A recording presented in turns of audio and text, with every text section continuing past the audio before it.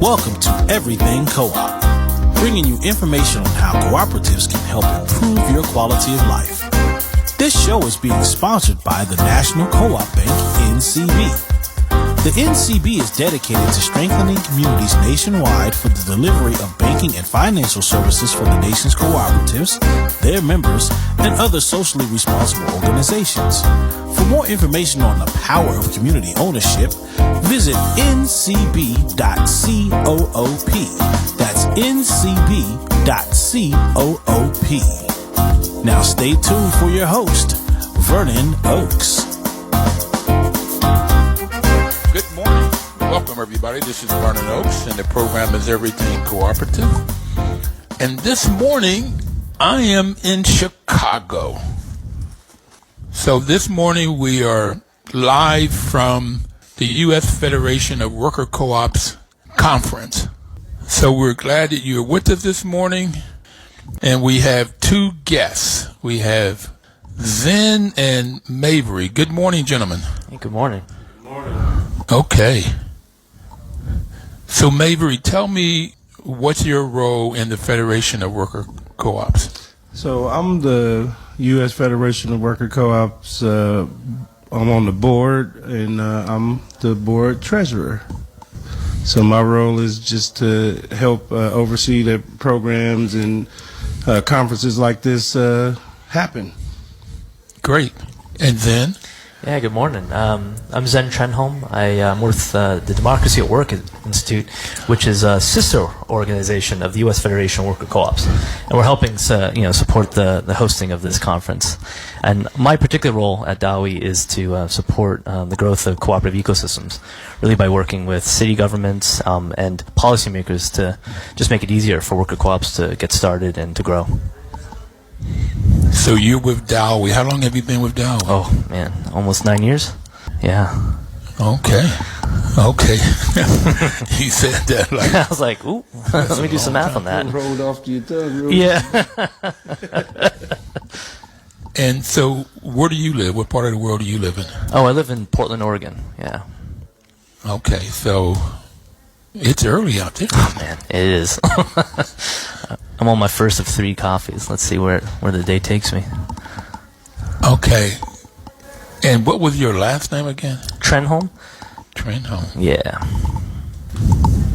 Mavery, your last name is Davis, right? Yes, Davis, D-A-V-I-S. Okay, and you're from where?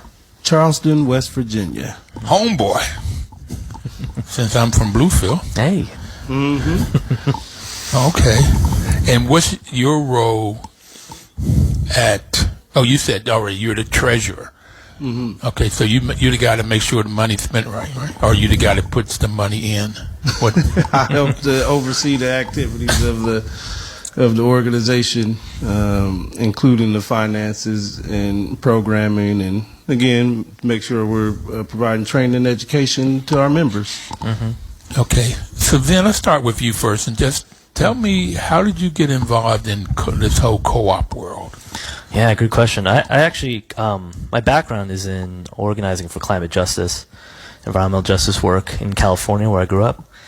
And I was always looking for a way to support economic, environmental justice through the economy. And a lot of stuff I was reading about and seeing was just kind of the same old about how corporations will spend differently, or if we change a light bulb, we'll change the world. And that meant nothing. That felt meaningless to me, particularly when I saw my mom, really struggling, at her job in, corporate America, and being, really taken advantage of in the workplace. And so I learned about cooperatives through food co-ops first, doing work with the Berkeley Student Food Collective, the Cooperative Food Empowerment Directive. And it was like a hop, skip, and a jump to worker ownership when I learned about how workers can be owners of the business, and by doing so, be able to realize their values within that business. So that got me real excited.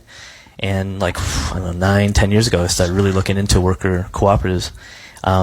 Learning what I can, going to conferences like this. My first conference was 2014 here in Chicago, actually, at UIC. I went to my first worker co-op conference and was blown away at what I saw and what I learned here. And really inspired me to get involved and figure out the ways in which I could support the movement. Okay, and so tell me about your educational background. Yeah, first and foremost, community college kid in San Francisco. Best education I ever had, working with people from like all walks of life. And first, I studied like politics, studied environmental work, and then when I learned about co-ops, I then transferred to UC Berkeley, where I kind of wrote my own major, which is a nice little perk, and to study cooperative businesses. And what that meant is I took business classes, but also like political classes, history classes. I organized, I did volunteer work, and so most of my education was kind of it happened while I just happened to be at school. It was through the organizing work that I did with folks. That was the real education that I got. But that's been the foundation for the work that I do now.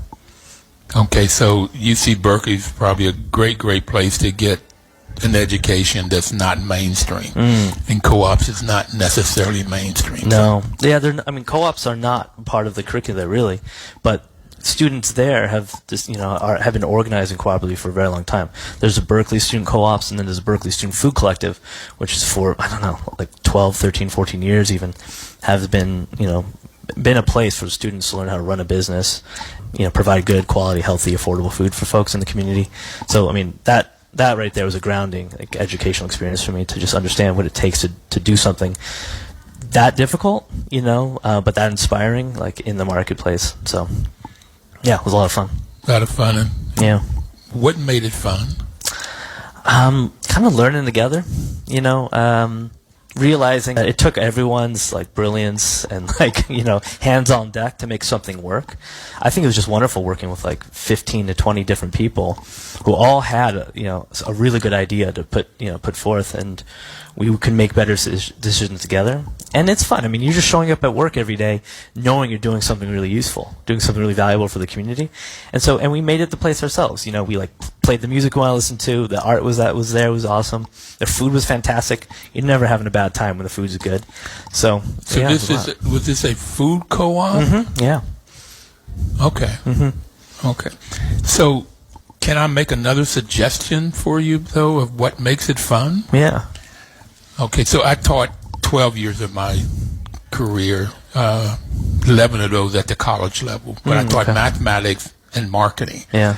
And what caused something to be fun is when people could take what's in the books and put that into action, the experiential learning. And I find that's when the lights come off with the knowledge. The lights come on. Absolutely. Okay.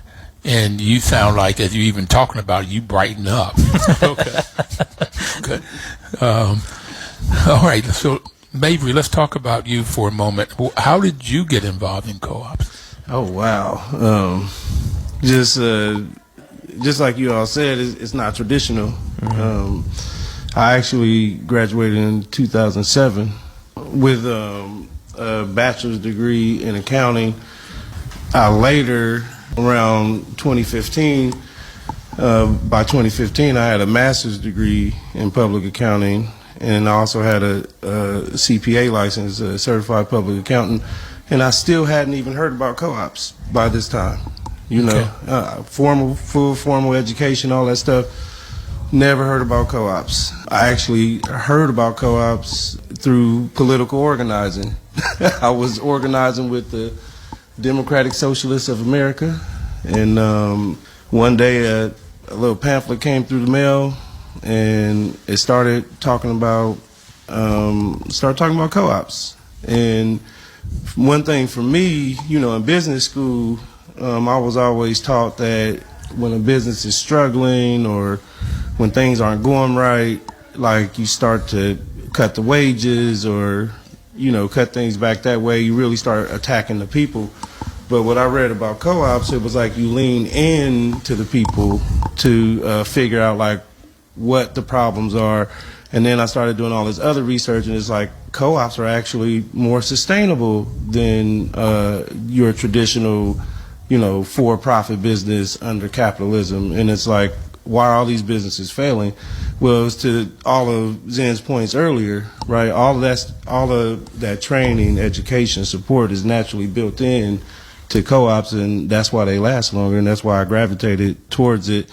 And everybody is supposed to know about the finances in the co-op, and to me, that made it fun because I'm always talking about numbers, and co-ops was an opportunity to do it, and people wanted to learn about it, and so I just look for ways to bring that in, bring my talents and skills to the center of the table, and co-ops allow me to do that in a lot of ways. So what I hear is you've got two masters. You got an undergrad in accounting, so you appear in the business world. Then you get a master's in accounting, and you pass the test to become a CPA. And through all of that, you have not heard about co-ops. Never, not one time. So now you're organizing people, and with organizing people, you learn about co-ops. How old were you when you learned about co-ops? I'm 40 now, and so I was about 32 years old. So I've been doing this about 8 years. How old were you then when you heard about co-ops? 20. Yeah. 20 and 32. I was 47.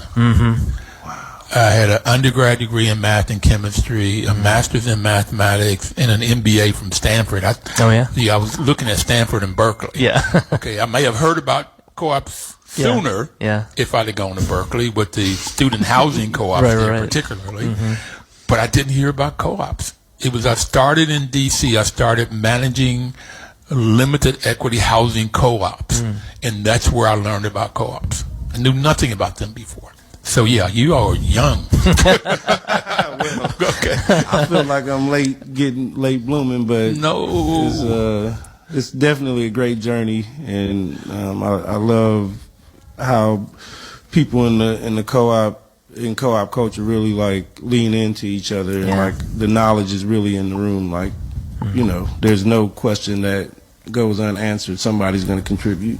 I think it's what makes this conference that we're at so special.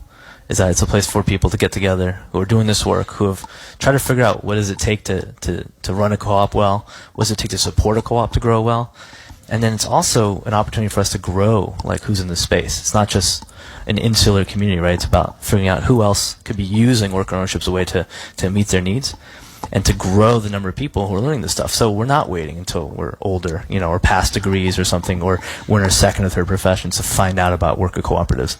Like, we need to expand more education outreach, and that means reaching out and working with other movements, right, other communities to figure out, what are you trying to advance here? What are we trying to build here? How might worker cooperatives be one tool in your toolkit to make that happen? And what support do you need? And who can you get it from, right? You can get it from worker co-ops, the developers that are here, other folks in the movement all around the country that can support your work. And so every 2 years that we do this conference, right, it grows. It just gets that much more special. People come back, right, to share skills that they learned in their first conference, or and it's like a cycle of it's experiential learning that you're talking about. That's the joy, right? People learn new stuff on the job, they bring back, each one teach one, all of that. People continue to kind of grow in their skills and then share those skills and those lessons with other folks in space. And I think it's really beautiful to see. It is beautiful to see and to watch, and that's what I saw when I started managing these housing co-ops. Were in Washington, D.C., they were mostly middle-aged to senior black women, mostly, not always, and high school education perhaps at best. But they were making extremely intelligent decisions. That's right. And they were holding each other accountable, and holding me accountable as the managing agent and the lawyer, the accountant, or whomever it might be. And I kind of figured, where did they get this knowledge? And I found there's the fifth principle of cooperation, which is education, training, and information. And that's why we have these conferences. Yeah. Totally right. Yeah. And the other thing I found when I started going to the housing co-op training conferences was that people just shared. Okay, every conference I've been to, and this is my second worker co-op conference. Cool. It's my third. Hey. Okay. And go to the food co-op conference, the Up and Coming, which is happening the same week. I went there 3 times. Last year was one of those 3 times. There's always this sharing of information. Always the sharing of information. Zen, what's your nationality? Japanese American. Yeah. Japanese American. Mavery, what's your nationality? Well, I'm black. But I guess you can call me African American. Okay. And the first principle of cooperation is that they're open for everybody and anybody, regardless of race or religion or political affiliation or gender, age. It just doesn't make any difference. If it's being run like a co-op, it's open membership for anybody and everybody. As long as you want to do what the rules of the co-op say do, then the co-op is open for you. And then you're learning that and you're training that. Mm-hmm. Okay. So you said you're with Dowie, Zen. Mm-hmm. How does Dowie and Federation of Worker Co-ops work together, and what's the mission of both of these organizations? Yeah. I mean, the Federation. Well, maybe you can speak to the mission. I'll take the crack here, which is like, the Federation meets the needs of its members, right? It figures out how do democratic workplaces and worker cooperatives, what do they need to continue to grow? What training's needed for that? How do we, as a movement, advocate for ourselves to remove the red tape? At the policy level, that makes it difficult for us to access resources as a worker-owned business, but also to create the incentives and other resources to help create new worker cooperatives. The Federation also provides other benefits that maybe are harder for any single co-op, right, to be able to provide themselves, and through economies of scale says, well, wait a minute, we can provide dental and vision, for our members, because we pool together, and we were able to get a better plan. So it's also about, as a movement, figuring out the ways in which we continue to grow, and then through that growth, better support our needs. Am I missing anything? No, you hit the nail on the head. I talk in different kind of language. Yeah. But I mean that hits the nail on the head, and I can speak about it from, I'm in West Virginia, and without the Federation, in the town, the city where I live from, nobody ever really heard about co-ops. Mm-hmm. So when I was out there trying to find the right kind of training or education to give to people about co-ops, I had to look to the Federation. Mm-hmm. And because it was there, I was able to bring that knowledge, bring that education into the community. And since then, we've been able to start worker co-ops, mm-hmm. and we're working on other types of co-ops. So, the Federation is just a wealth of information, and we can always tap into it. So I love that about it. Yeah, absolutely. And Democracy Work Institute, we grew out of the Federation to be kind of the nonprofit arm of the movement.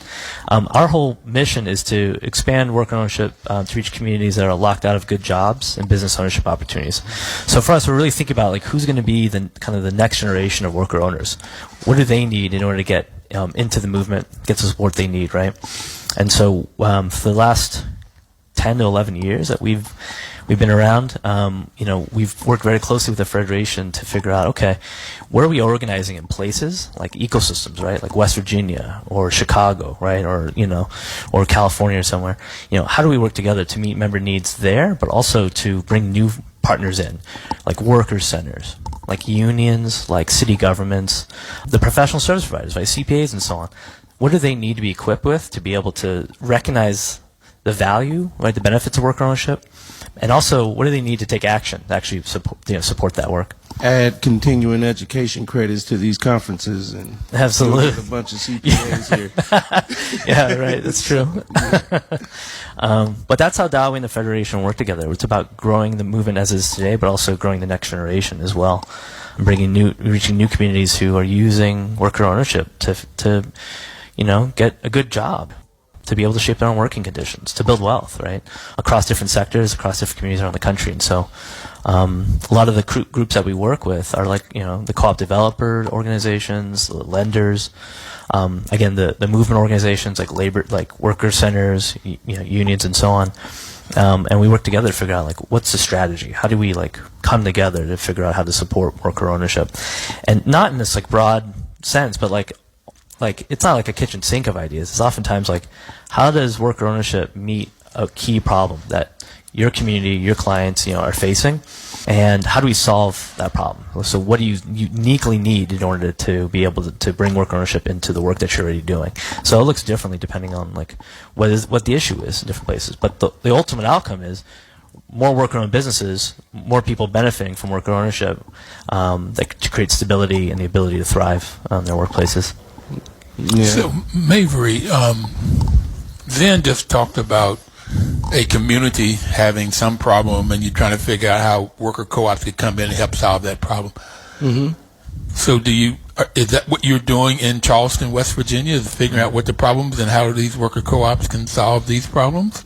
Of course. That's can you give us an example of worker co-op? The best example I could give is during COVID. Right. There was a group of workers who were laid off. You know, they were told literally they couldn't work. They couldn't even have an opportunity to go like make a way for themselves. They just couldn't work. And so through co-ops, through worker co-ops, we were able to help them during COVID start their own restaurant. And today they're providing jobs for themselves, which is 3 worker owners, but also a team of 10 other staff and employees, you know, and we wouldn't have been able to do that. Like, you know, the only way they had access to capital was through cooperatives.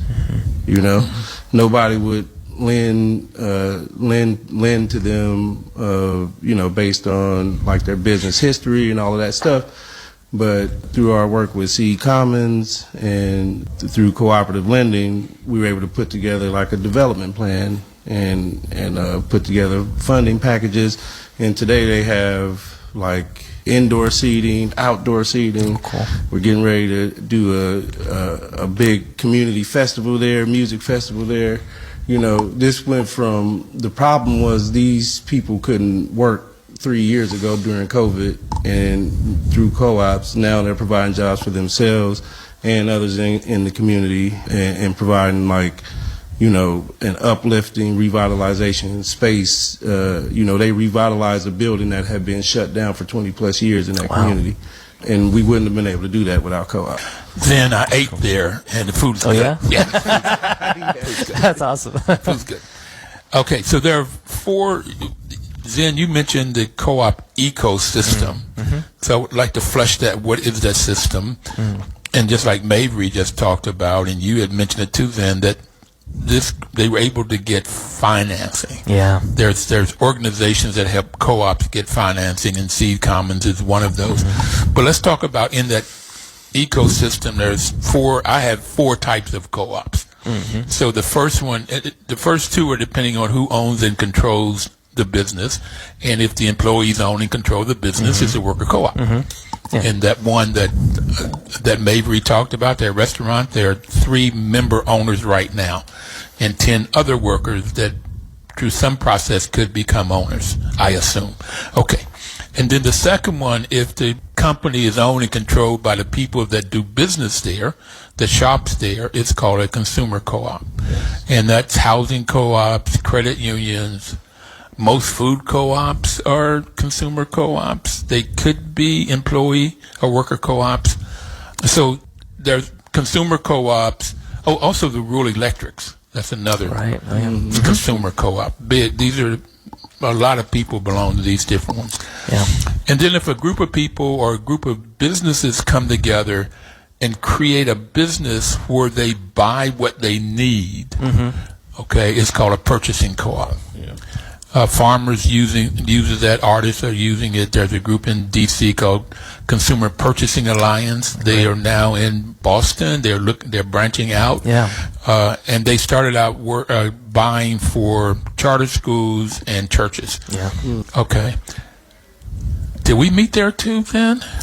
In D.C.? Yeah. I don't know, but I'm a good conference. friend. Yeah, I'm a huge fan of the Community Purchasing Alliance. I think they do incredible work. Yeah. Yeah. I do too. They're great. And then the fourth one is if a group of people or a group of businesses come together and create a business to market their products. All right. Okay? Then it's called a marketing co-op. And if they add value, like Cabot Creamery may take milk from 600 farmers now. I think they started with 5. Yeah. But if they take that milk, they can make cheese out of it. They can make cottage cheese. They could do yogurt. Then it's marketing / producer because they're producing adding value to what the farmers bring in. Or the Ujima Collective, who markets 32 plus women artisans, and they make clothes and jewelry and things like that, and they market it all in one building. That's awesome. So Ujima is in Pittsburgh, and I have them written down too. You get them as ujimacollective.org. Cool. All right, and I went there then one Christmas and bought all the ladies in my world Awesome. their Christmas gift. That's awesome. Yeah. Okay. Efficient. and they liked it. So I like Ujima. Yeah. The Land O'Lakes, Ocean Spray. There's a yeah. number of different marketing co-ops around, and again, farmers, artists are using it. Yeah. So those are the different types, and that's what's in the ecosystem. Yeah. If you go to Charleston or come here to Chicago and you said, what types of co-ops are there that we can help each other? Yeah. Okay. And then what are the different organizations that are there that can help these co-ops? Okay. And so that's when you're talking about lawyers and some kind of financial institutions where they can borrow money, training. Right. Exactly. Okay. This ongoing training. So there's a couple other pieces over there, and it's slipping my mind, but different skill sets that are needed. Somebody needs to be doing advocacy work, taking it to the local politicians and the national politicians. So you mentioned it, Zen, that we can get what we need in this co-op world so we can have more co-ops. That's right. Okay. I would like to the extent that you all can talk about any other examples, when you say there's a problem in the community, we're going to go and solve that problem with a worker co-op. Yeah. We're going to take our first break. Okay. First and only. But when we come back, if you have some other examples of that, I'd like for you to talk about that. Okay. But I really want to begin to look at this conference. Yeah. What kinds of classes are here? Why people, if they're not here, why they should be here to get this knowledge. And so right before we take a break, last year I was at Up and Coming, and that's for the food co-ops. You all know Malik Yakini? One of the things he said there was white folks in the co-op world are different than white folks outside the co-op world. And I got that people in the co-op world really help each other. We don't see as much racism and so forth and fighting and stabbing. We'll be right back. Please don't touch that dial. News Talk 1450 WOL AM, where information is power. Welcome back, everybody. This is Vernon Oaks, and the program is Everything Co-op. We are live from Chicago, where we are interviewing one person from Dowie, Zen, and one person from the Worker Federation of U.S. Worker Cooperatives, Mavery. You know, gentlemen, October, which is next month already, we would have been on air 11 years. Oh, wow. Congrats. Yeah, and we were only going to do it a month. Okay. Everybody liked it, including me. So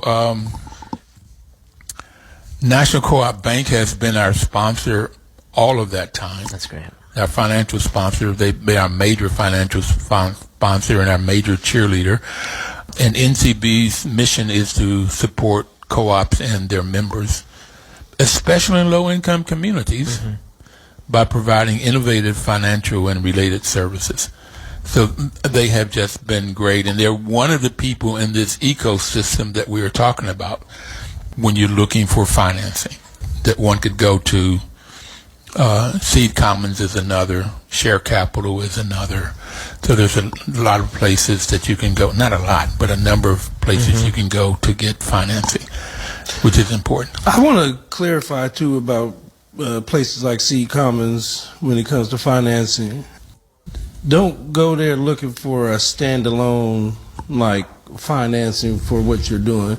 like what Seed Commons does in terms of financing, it must be a part of a comprehensive plan to develop a sustainable cooperative business. So, they don't offer financing as a standalone piece. Right. It's always sometimes you're combined. not ready for financing. Right. It's always combined with like technical assistance support. Yeah. Yes. It's a smart approach, right? Because it's like there's training that's needed there, right? We're learning how to figure out how to use financing well. So I love that model. I think the working world also, right? I mean, piloted that idea, which is like, there's money and then there's like the support, how to use that money. And so everyone grows and learns in that process. So we all become more like, financially like literate, capable, being able to use the dollars in the way we need to use it for our communities. I just love that model.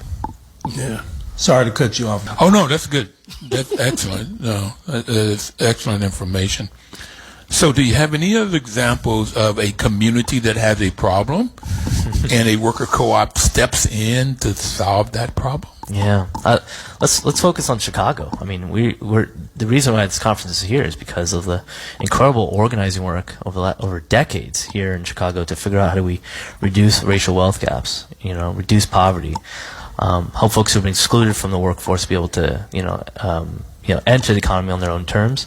And City of Chicago has done something it's a watershed kind of investment.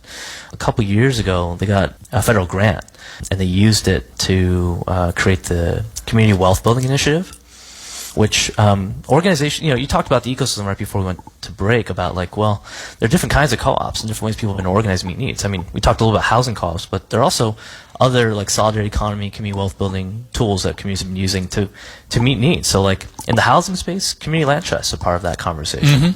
In addressing, the rise in property values and communities being kind of pushed out because of that, there's things like community investment vehicles. And the Chicago Community Wealth Building Initiative says, well, not one tool is going to reduce racial disparities. Not one tool is going to, help residents stay in their communities. We need all the tools working together in a multi-pronged approach to wealth building.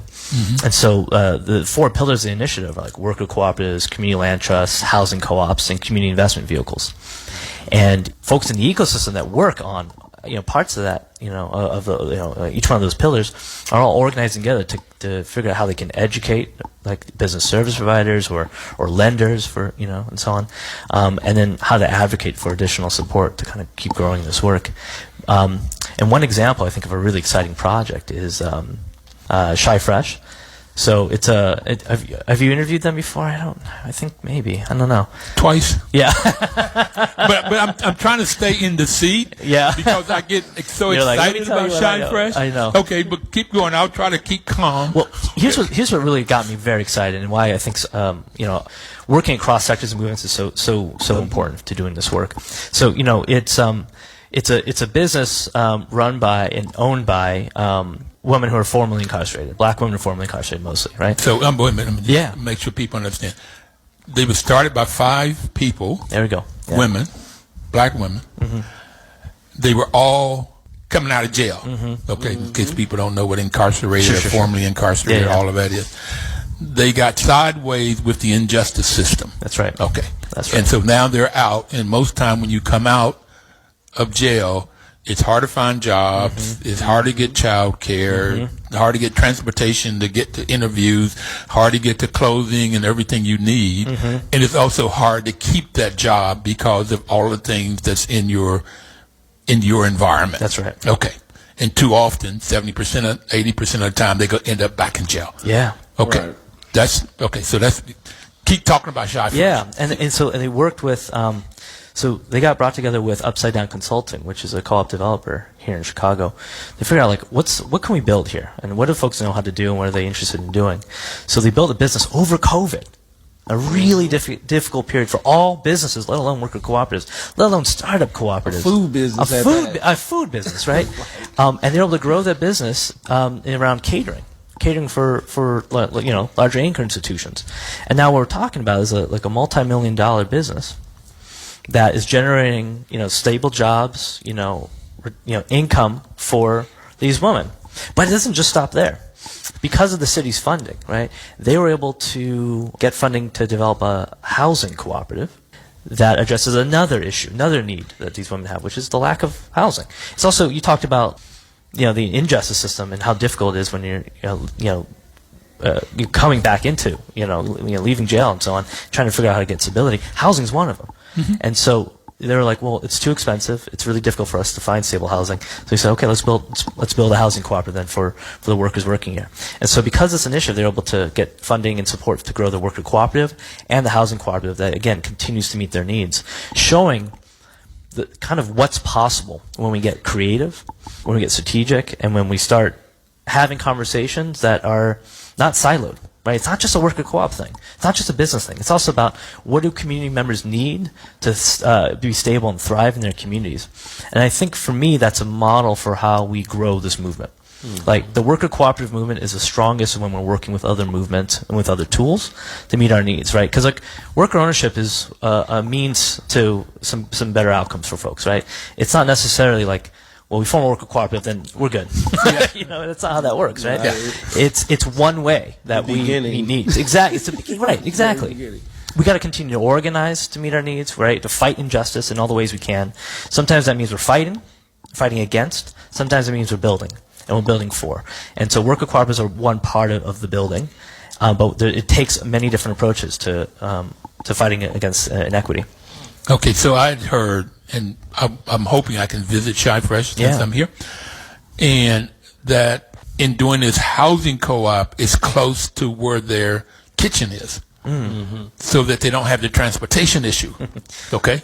Amazing. Okay. Yeah. I also heard, and I was hoping you put some light on it, they're looking at a child care cooperative. Oh, I actually didn't know that.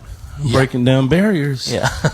Because the child care and transportation is one and two main reasons that people can't get and keep a job. And so here you could get all of that accomplished through cooperation. Yeah. So I'm hoping to go and find out what's the status of all of that and see if there's any other co-ops that they may be thinking about over there. I love it. They could maybe start growing their own food. I don't know. Yeah. Okay. Hey. All right. And just a final riff on that, I think we talked about early on in the show, like, man, we coming into this and how we're hearing from it. It's not mainstream ways. And I think so many parts of this country, like, if people don't see it, they can't imagine it. And I think what's so beautiful about being in Chicago is that people are seeing it. And it's showing that, wait, this is totally possible. We can build on this here in Chicago.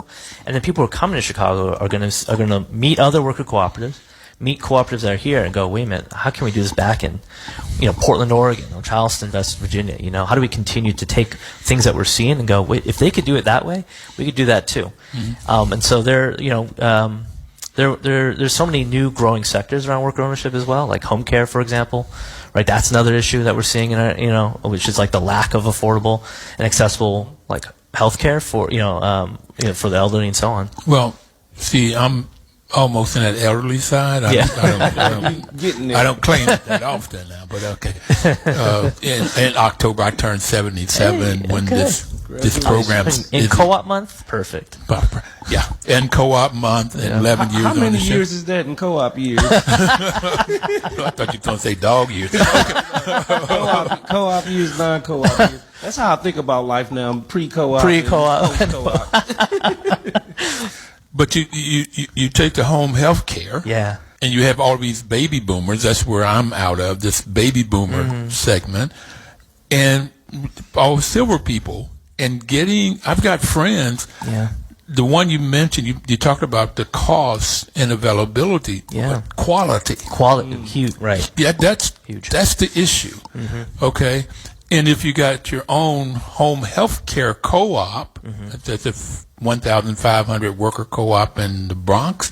Right. Home health care worker co-op is the largest worker co-op in the U.S. That's right. So if you have your own home health care worker co-op, one of the main things that the members can do, those that work there, is create their own schedule that can help with around their children's and their children's needs and all of that.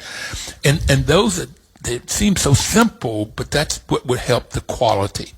All of those things. How do you help the members, those people that are providing the home health care? Because that's a hard job. It's a hard job. Okay. So you need all the support you can get. And if you have a home health care cooperative, those members would help the members have a better quality of life, better working environment, so they can provide quality and make more money than they would get out there in the workplace. I think that's right. So, yeah, that's a great example. Yeah. I'm passionate about that one. Yeah.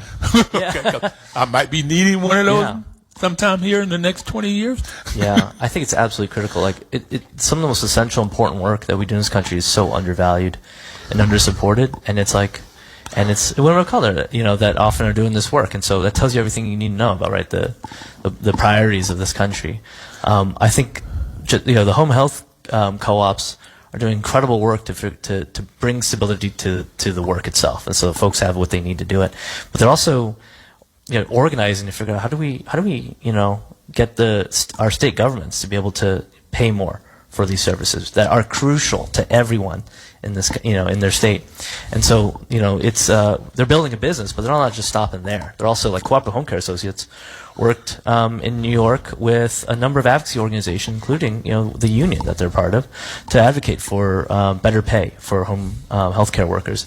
And we're seeing that all around the country too, right? We're building the business so the workers there are doing well. We're also trying to raise the floor and the ceiling across, for workers across the industry through advocacy work, through partnering with unions, through training support, and all of that. So, I think it's a great model. It's not just the state level; it's the federal level, because it trickles. It goes from there, right? Yeah, Medicare has limits on what they'll pay home health care workers. Yeah. Okay. Yeah. Absolutely. And so when I interviewed the group in New York, okay, you just mentioned their name, but CHCA, Audrey Powell, maybe, or. Well, this was 6, 7, 8 years ago. So, as being a senior, I don't remember back then. Okay, so it was doing the advocacy work to get Medicare to raise the limit on what could be paid. Yeah.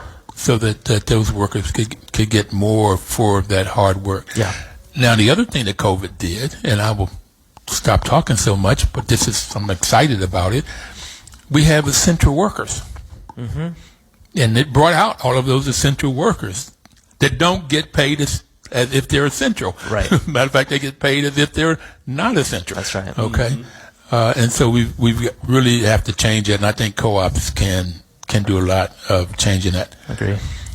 So maybe, are you going to give us some examples of the classes that are happening here in Chicago at the annual meeting of the worker co-ops? I'll do my best to let you know about. So if you're not here, you should get here.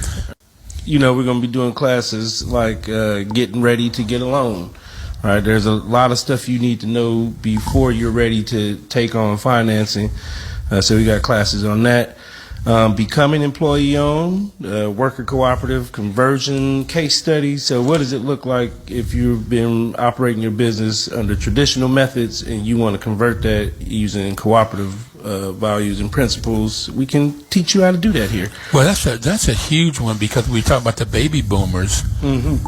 I think some number like 75% of small businesses are owned by baby boomers. Mm-hmm. And they call it the silver tsunami. That's right. Where all of these businesses a lot of them don't have a succession plan. Mm-hmm. Right, that's exactly what I was going to say. They don't have succession planning. And so that's what this is about. If you can get those employees to know about the co-op and then learn about the co-op and know how they can start having ownership of their business that they're in, they can keep their job, perhaps even raise their pay, and they don't have to leave that neighborhood in order to find work, if they can find work. Go ahead. All right. Well, we're also going to be learning about the Northeast Transition Initiative, so you're going to have to get here to learn about what that is. I'm going to have to go to that workshop because I'm not sure what it is. It's also around conversions, which is great. It's about conversions. Yeah, it's like we're talking communities that are maybe more rural, so it's a little difficult to not only the stakes are higher, right? Because if a business closes in a rural community, it's like those jobs don't go next door, right? And it's also they normally go away. They usually just evaporate. They're gone, and then what do we have left, And so the Northeast Transition Initiative. Blight. Blight, exactly. I'm sorry. We get specific. Yeah, it's true. But what's so cool about this transition initiative is that folks all across, several states in the Northeast, are coming together to say, well, how do we work as a regional ecosystem to meet the needs, to reach business owners, figure out how to get the financing, the education, training. I want to go to that class. Yeah, so it'll be really interesting to see how they've done that. Yeah.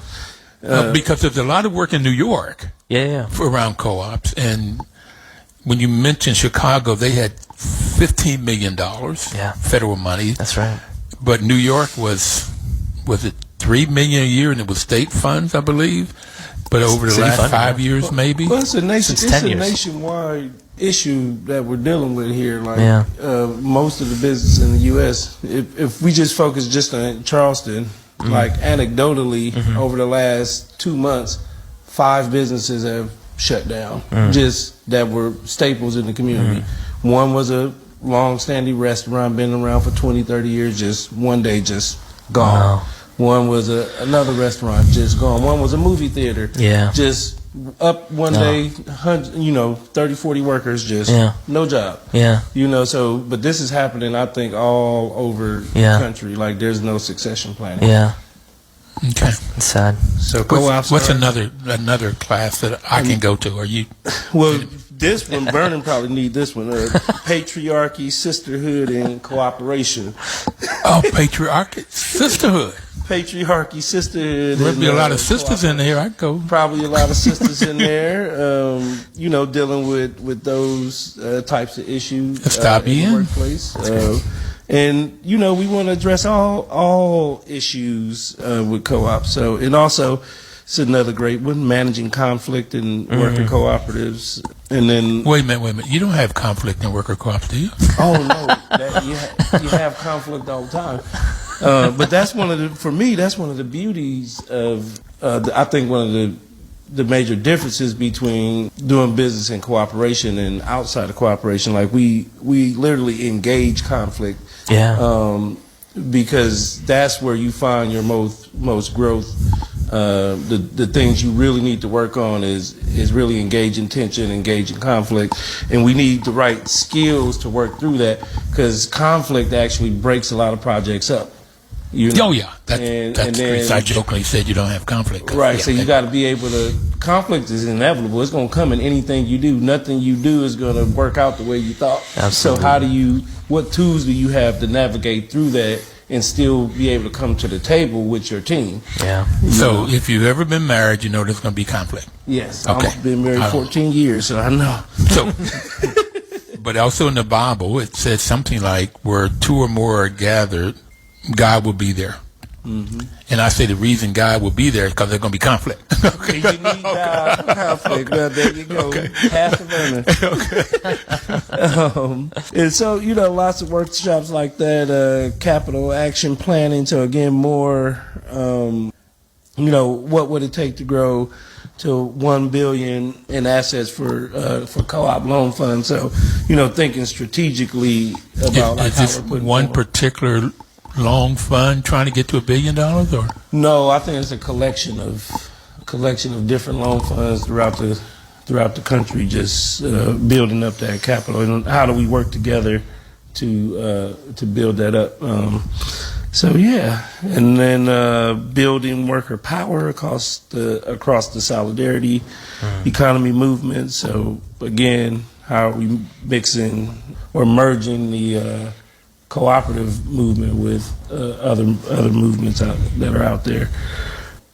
And while you looking, if somebody out there is interested in this conference, you can go to conference.coop. Oh yeah, we own that. So you go to conference.coop. That's right. And it gives you all the information about this conference. And this year, you can come on Friday only, and you can come on Saturday only. Did I have that correct? No, yeah. We're actually, I think we actually hit our cap on registration. But the good news is that we have a lot of the there's a lot of recordings that will be done of a lot of the major presentations and some of the workshops. So you can, that knowledge that will be shared and the conversation will be shared in the room is going to be broadcast, and so you'll be able to pull from that if you're not able to attend the conference this year. Okay. Yeah. Okay. Got another one? Class? Yeah, I got another one. This one's a favorite of mine. Community-owned and stewarded real estate for worker co-op. Oh, cool. That's a huge topic. Like I said, the project we mentioned earlier, the restaurant, we had to really get familiar with real estate, because in order to put together a sustainable plan for them, it required the purchase of some real estate. Right, the building that they renovated. Yeah, Yeah, they had that's to cool. renovate a new building. That's awesome. Wait, that's like so that's real estate for worker cooperatives. Yeah, community fantastic. owned and stewarded That's real so cool. estate for worker cooperatives. So you can get some information about that. And then there's also some info sessions on just like membership within the U.S. Federation of Worker Co-ops. So there's lots of benefits to being a member. So you should definitely get up here. There's co-op. There's clinics for your co-op, so you can work on the different areas of your business. Is it your bylaws? Is it how you managing and making decisions together? Things like that. There's also tons of other benefits like health benefits and things like that from becoming a member. So, member info sessions. So are you saying that if you become a member, you'll be healthier, physically healthier? That's the health benefits? That's the goal. That's the goal. Yeah. But at least to have access to it, right?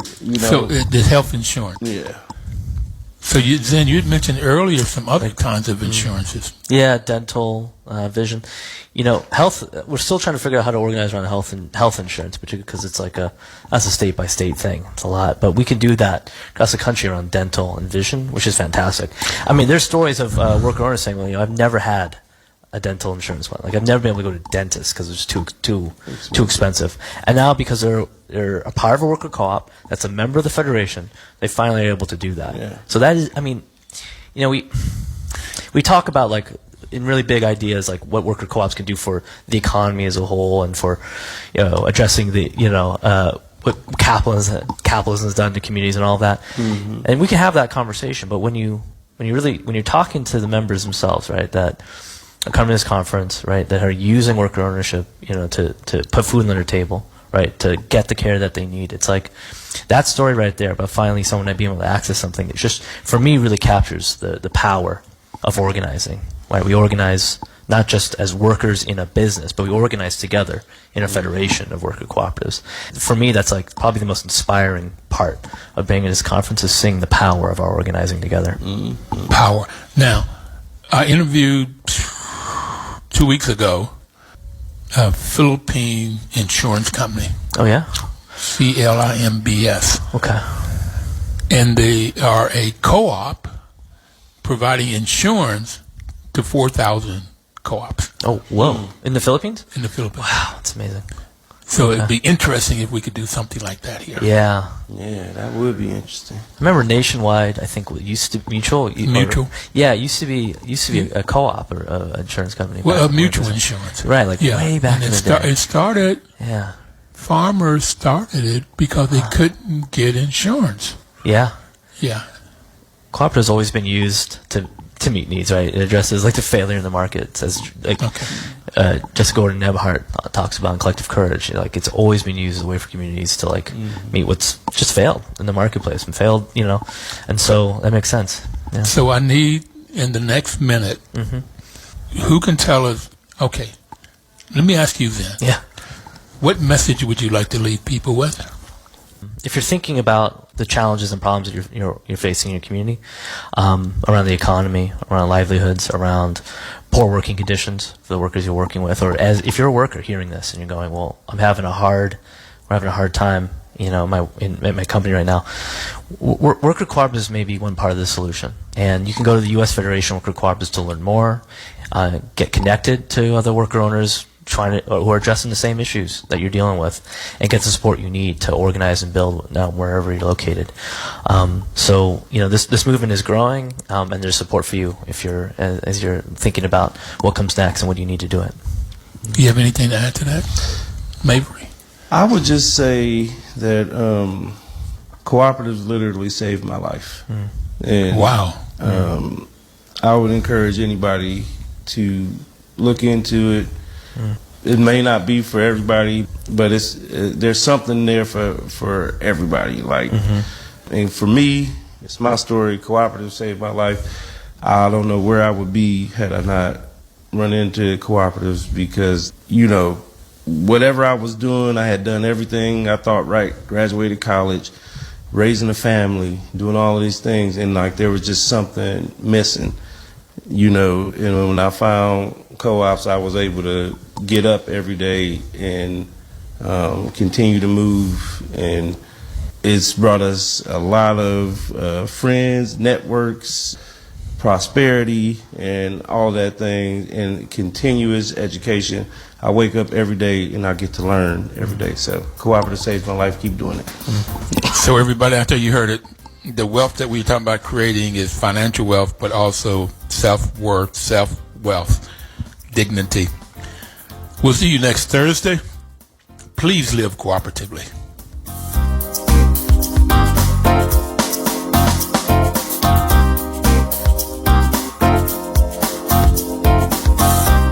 The preceding program was paid for by Everything Co-op.